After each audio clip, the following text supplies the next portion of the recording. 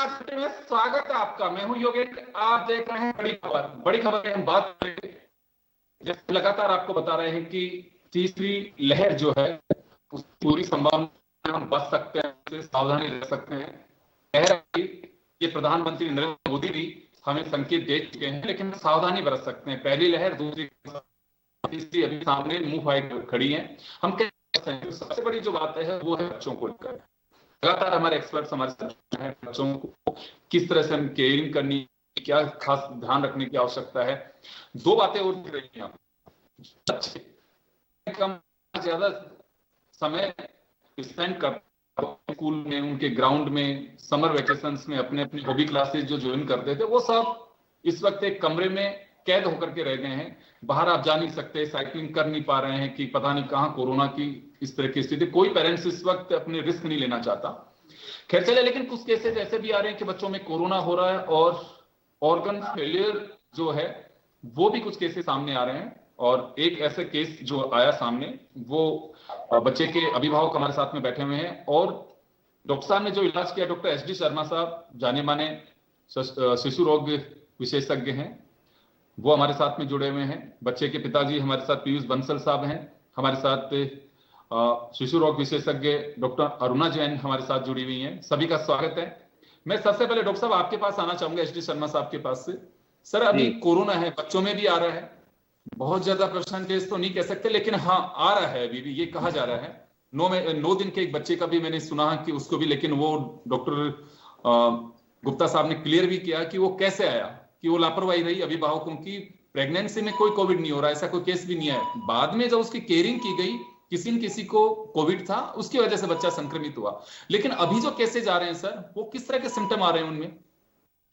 देखिए, आपने बहुत अच्छा सही सवाल किया। बच्चों में हालांकि प्रोपोर्शनेटली कोई बहुत ज्यादा नहीं बढ़ा है, पर क्योंकि अब बड़े तो आपने देखा होगा पिछली लहर में काफी ज्यादा संक्रमित हो चुके हैं और एल्डरली पीपल को सबको वैक्सीन भी लग चुका है। और सडनली जब ये अनलॉक हुआ तो लोग बाहर आ गए।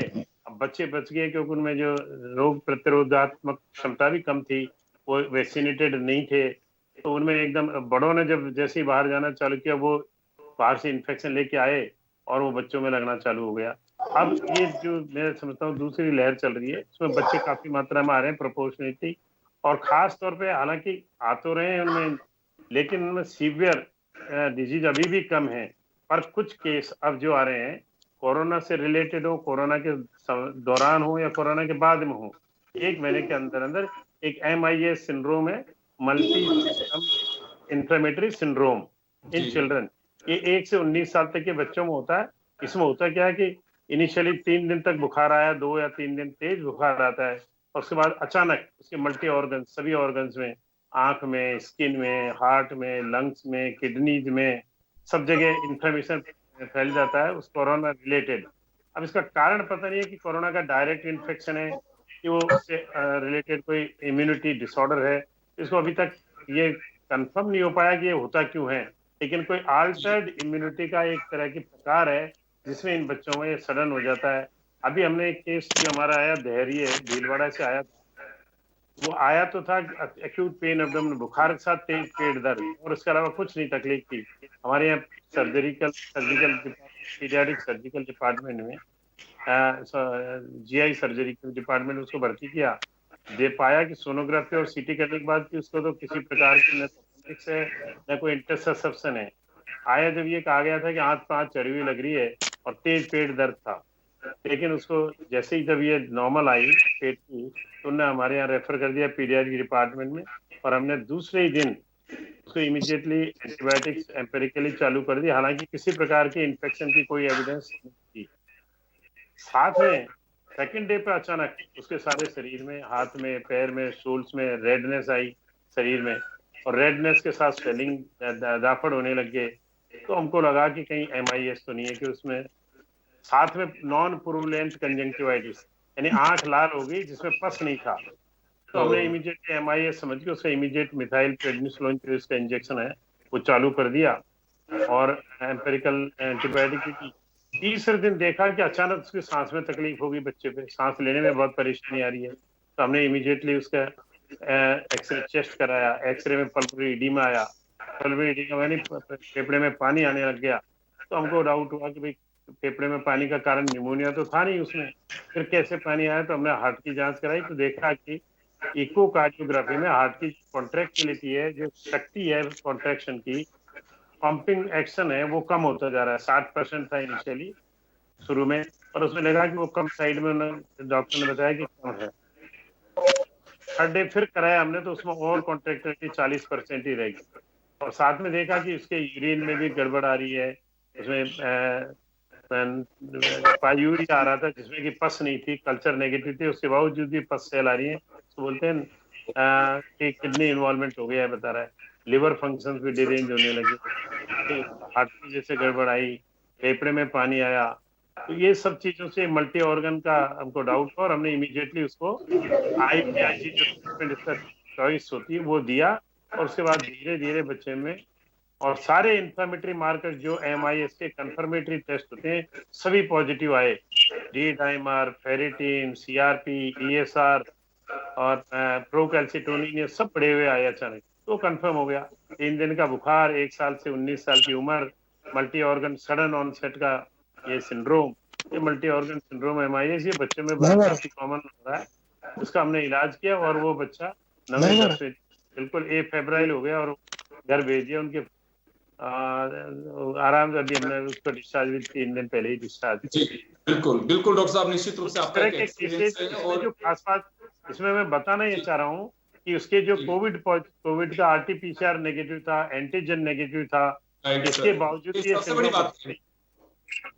इसमें केवल हमें RT-PCR अगर बच्चे में किसी में भी, यहाँ एक बात निश्चित रूप से आपकी जो ये बातें है ये बहुत वैल्यूएबल है, क्योंकि अगर किसी के RT-PCR नेगेटिव आ रहा है तो चिकित्सक की सलाह फिर भी लें। अगर आपको फीवर हो रहा है, बच्चे को किसी भी तरह की कोई प्रॉब्लम आ रही है सामने, तो उसमें जरूरी है कि आप चिकित्सक की सलाह जरूर लें। आप केवल ये नहीं कि चलिए बच्चे के नॉर्मल नहीं है, तो अगर RT-PCR नेगेटिव है, नॉर्मल है, सर्दी जुकाम से हम इनकार नहीं कर सकते हैं कि वेदर चेंज के साथ में ये इस तरह के वायरस जो हैं वो आते रहते हैं, लेकिन ये इस पोजीशन में अगर आ रहा है तो आपको सलाह जरूर लेनी है। हमारा जो एक उद्देश्य है वो आप लोगों को बैठाने का ये। डॉक्टर अरुणा, आपके पास आना चाहूंगा मैं।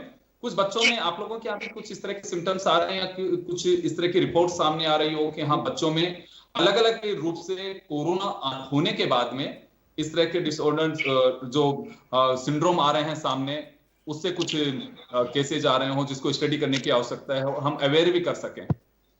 जी बिल्कुल, जैसे डॉक्टर SD शर्मा सर ने बताया, हमारे पास भी कुछ इस तरह के केसेस डेफिनेटली आए हैं जिसमें पोस्ट कोविड फिनोमेना, जिसको हम मल्टी सिस्टम इन्फ्लेमेटरी डिसऑर्डर कहते हैं, उस तरह के केसेस हमारे पास भी कई आए हैं। 95% मुझे लगता है जो कोविड के केसेस हैं बच्चों के अंदर, वो नॉर्मल खांसी, जुकाम, बुखार, नहीं तो लूज मोशंस, डायरिया, दस्त, उल्टी दस्त, इस तरह के प्रेजेंटेशन करके आते हैं, जिनको सिर्फ सिम्टोमेटिक ओरल ट्रीटमेंट देकर के हम घर भेज देते हैं, and the kids are fine. उसके बाद उनको कोई दिक्कत नहीं होती, कोई तकलीफ नहीं होती।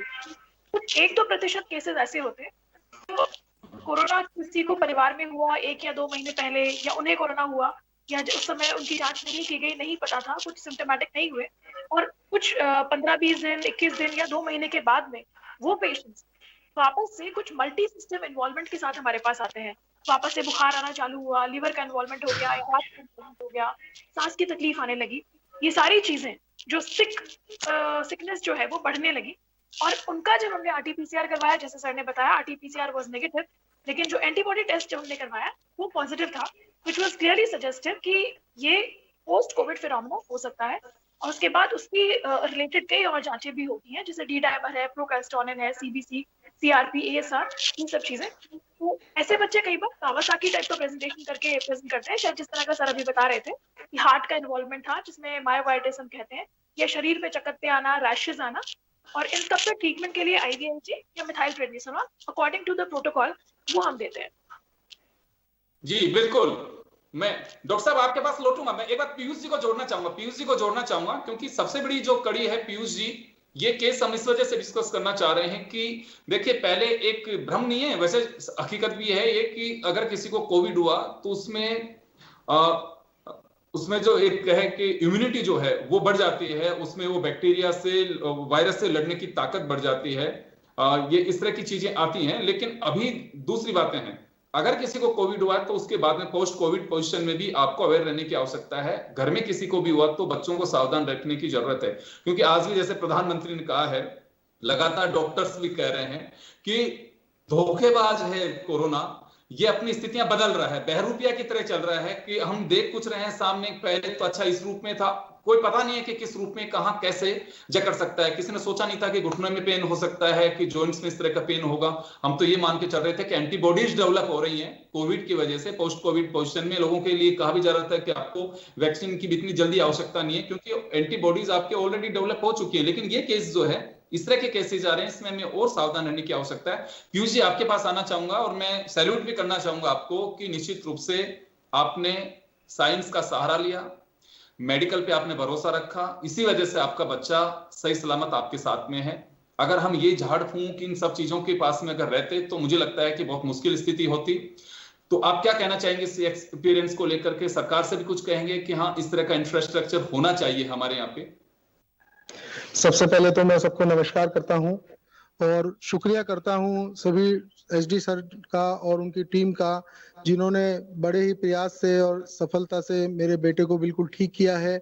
और मैं आपके द्वारा सभी जन को यही आश्वासन और सभी से यही प्रार्थना करना चाहता हूं कि किसी भी प्रकार की कोई भी तकलीफ अगर आती है, कोई भी बुखार आता है, तो इमीडिएटली वो डॉक्टर को दिखावें और अपने बच्चे को सुरक्षित रखने के लिए सब सारा ट्रीटमेंट करावें और अच्छे से अच्छा उसका इलाज करावें।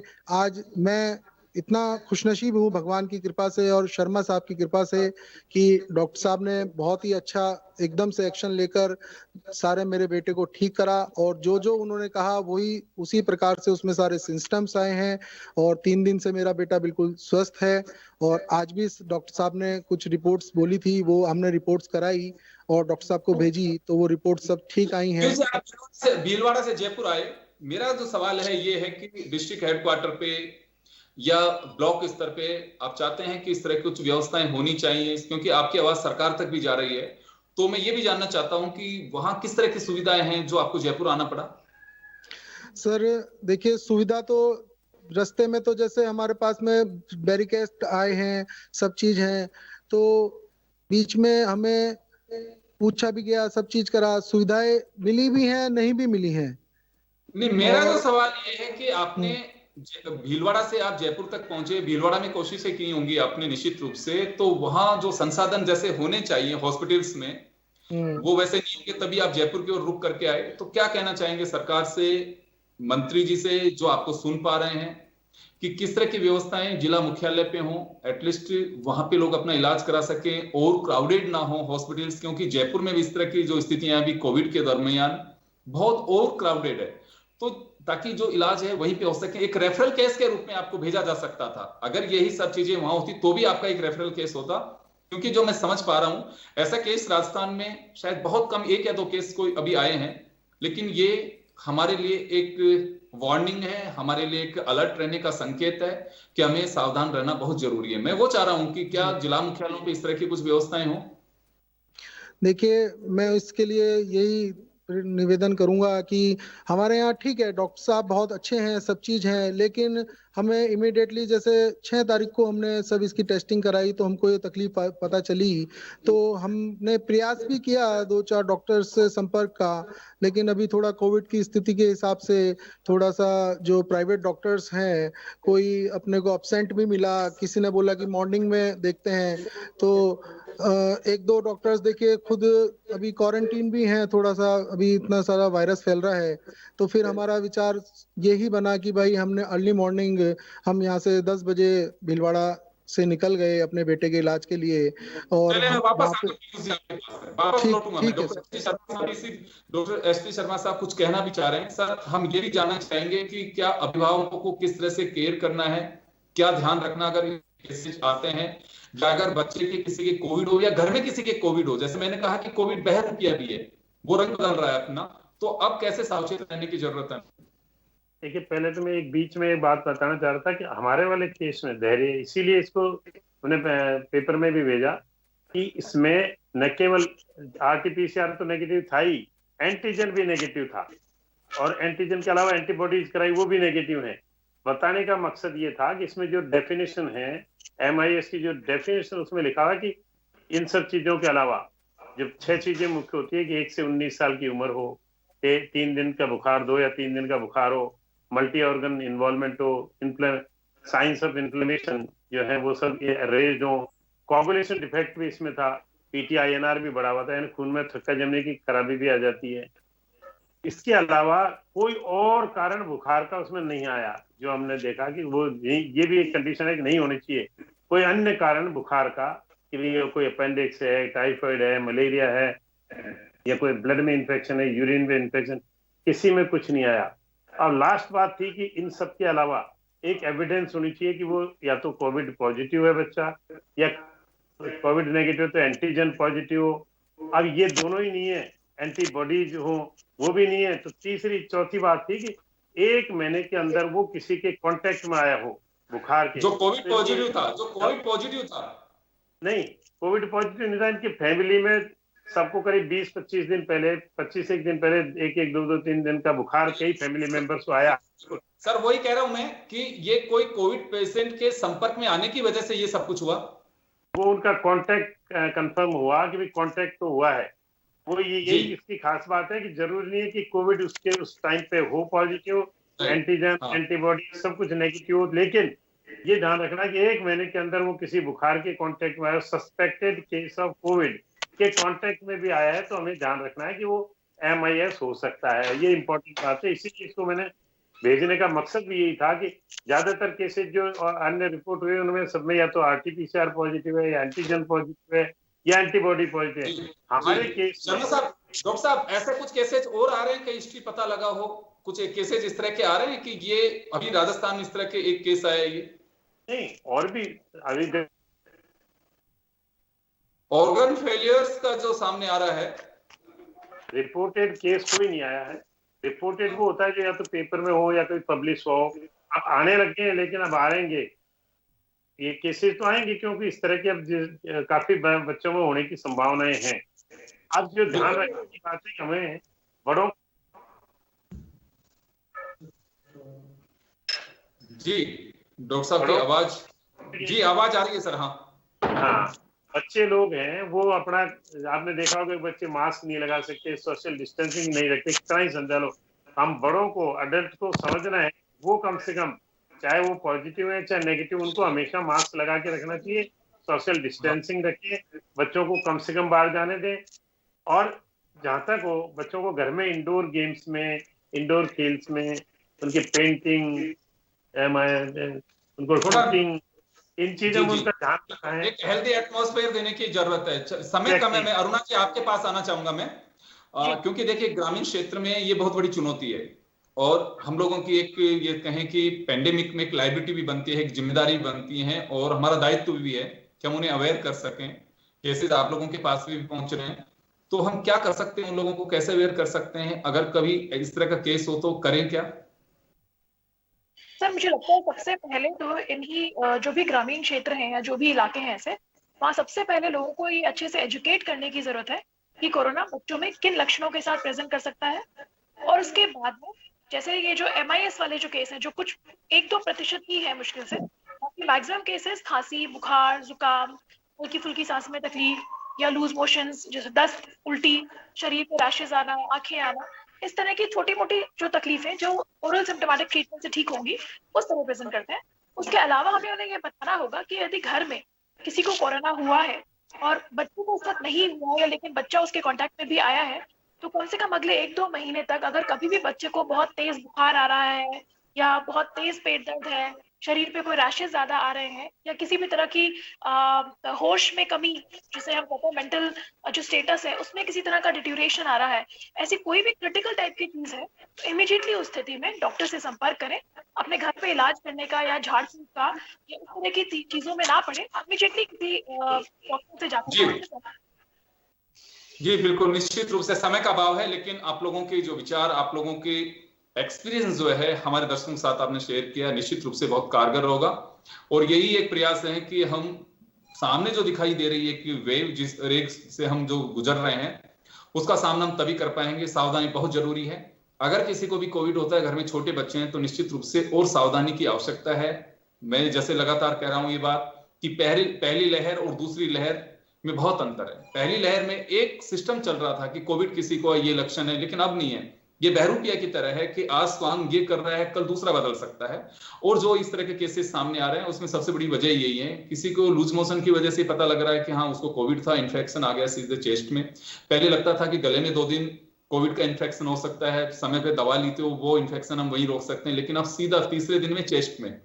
तो ये ऐसी चीजें हैं कि सावधान रहने की ज्यादा जरूरत है। और निश्चित रूप से समय समय पर हम आप जैसे जो हमारे विशेषज्ञ हैं उनके माध्यम से हमारे दर्शकों तक ये वॉइस भी जरूर पहुंचाने की पूरी कोशिश करेंगे कि आपको किस तरह से अवेयर रहने की आवश्यकता है। बहुत बहुत शुक्रिया डॉक्टर साहब आप सभी का। और बड़ी खबर में इतना ही, दीजिए इजाजत, नमस्कार।